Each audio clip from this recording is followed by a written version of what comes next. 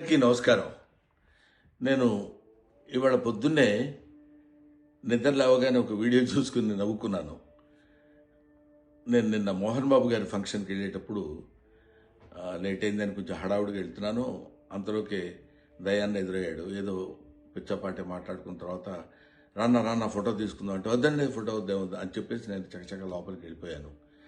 అది ఆ, చాలామంది మిత్రులు కొంచెం అపార్థం చేసుకున్నట్టున్నారు. దయాకర్ గారితో నాకు 30 ఏళ్ల సంబంధం ఉంది. మంచి మిత్రులం. నేనంటే ఎంతో అభిమానంగా ప్రేమగా చూస్తుంటారు. మేము కూడా ఎంతో మాట్లాడుకుంటాం. ఫ్యామిలీ ఫ్రెండ్స్లా ఉంటాం. అటువంటిది సరదాగా ఆయనతో నాకున్న చనువుతోటి నేను ఉండండి అని చెప్పేసి చేయిలా తోసి వెళ్ళిపోతే దాన్ని నేను ఆయన ఏదో ఆ, కావాలని తోసినట్టు ఏదో ఒక రకమైనటువంటి మిస్అండర్స్టాండ్ తోటి మీడియా మిత్రులు అలాగే దాన్ని అపార్థం చేసుకున్నారు. అలాంటిది కాదు.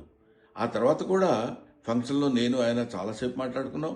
అంతకుముందు మాట్లాడుకున్నాం. ఫంక్షన్ అయిపోయిన తర్వాత కూడా మేము మాట్లాడుకున్నాం. కానీ ఇది పొద్దునే చూడగానే ఆయన నేను చూసుకుని నవ్వుకున్నాం కూడా.